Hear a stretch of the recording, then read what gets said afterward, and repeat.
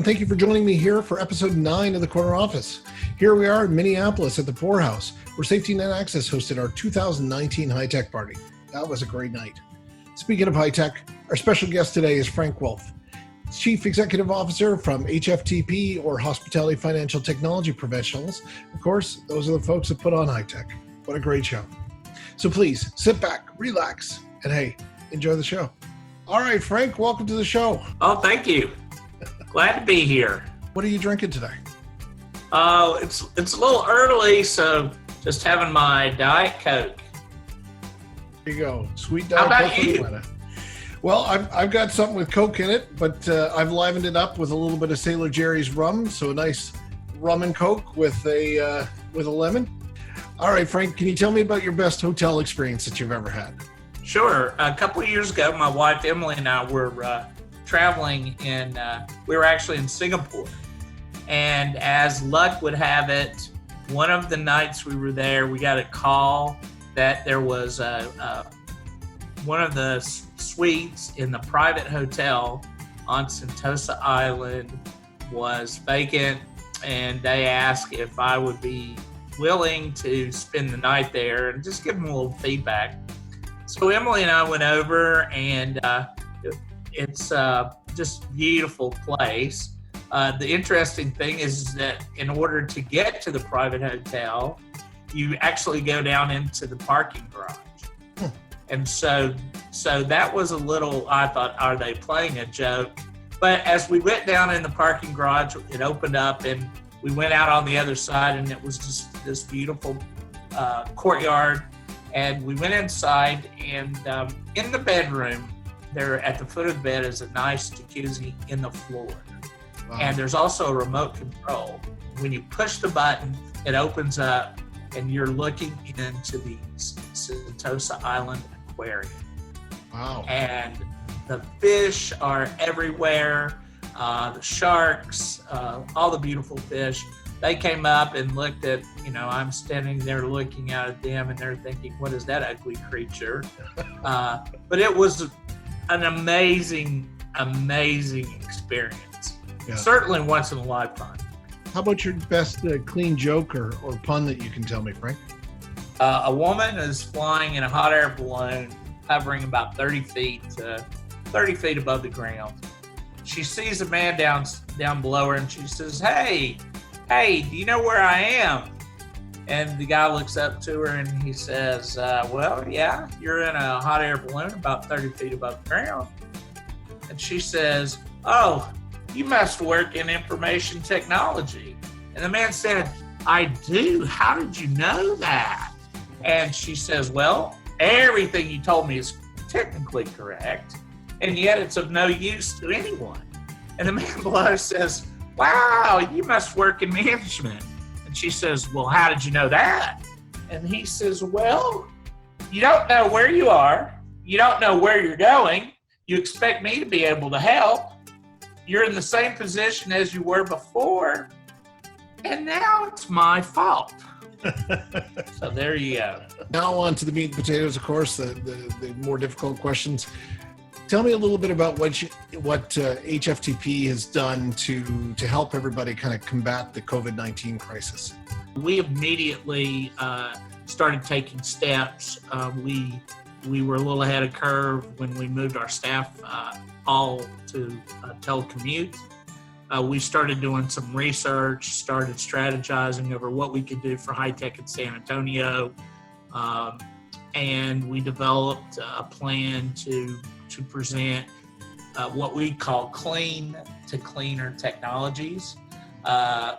And so we started doing some research. We were fortunate enough to, through one of our members, hook up with Diane Essner and John Picard, who are both amazing in the world of working with clean technologies, sustainability, and that sort of thing. And so we started having what we call HFTP Hangouts, and got John and Diane to start helping us talk about not only technologies that might be on the horizon, but also some of the things that could be used right away.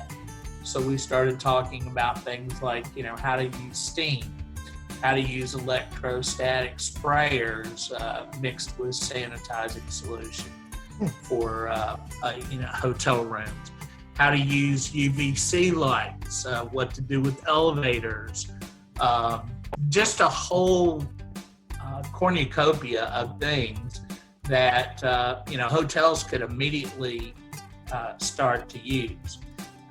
Something else that we are in the process of doing is that we have teamed up with the University of Houston to do a hackathon involving students around the world. And so what we will be doing is that we will be generating some prizes for the students, and the hackathon for them involves doing something that is either no cost, low cost, or existing, and presenting that to the industry for immediate use. Just to give you an example, one of those things would be, as you probably have read everywhere, restaurants opening up, you have to use, a menu that you use once and you throw it away. Yep. Not very sustainable, has to be changed on paper every day. So why not use a QR code? Everybody can use a QR code. A person can bring their own personal device, bring it in, scan it, look at the menu, they feel comfortable with it, it's in their hand, and away they go.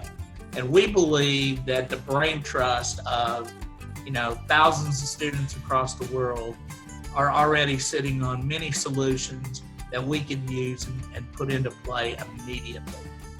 Planning for high tech in San Antonio, how we're going to do it, how social distancing is going to work, antimicrobial badging and lanyards and sanitizers and plexiglass and sanitizing for carpets, just an entire, we have pages of things that we are developing or, collaborate and make things safer for not only us and our events, but also so that we can take that information, share it throughout the industry, and hopefully bring back the hotels, help bring back travel, and help bring back the meetings industry. I think I speak for everyone when we're all looking forward to high tech.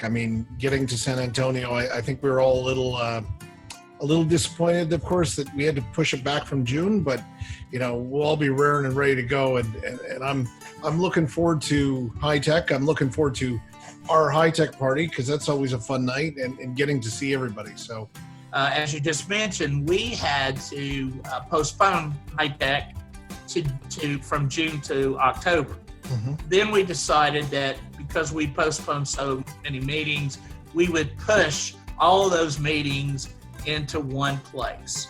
So we call it the best of the best for HFTP.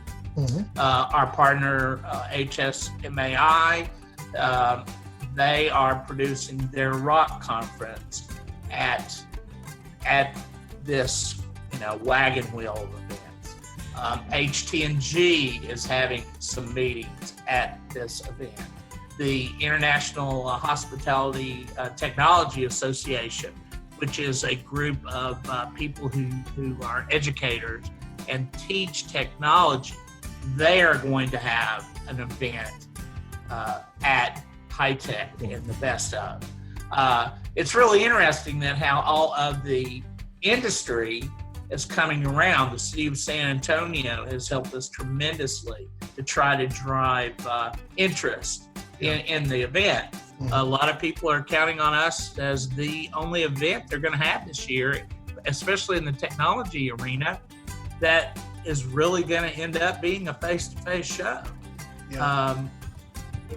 All the rest of them have been postponed or canceled, including ours.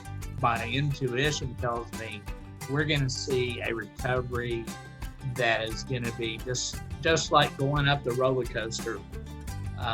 I can't imagine that it's not going to be quick. Our it may take us some time to get people's confidence back. But I believe those of us who travel and, we're going to get right back in the saddle pretty quick.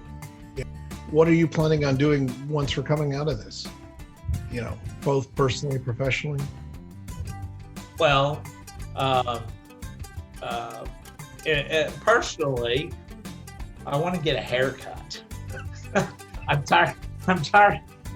I used to be, being a little bald, I used to complain about not having any hair. And now, I'm looking forward to a haircut.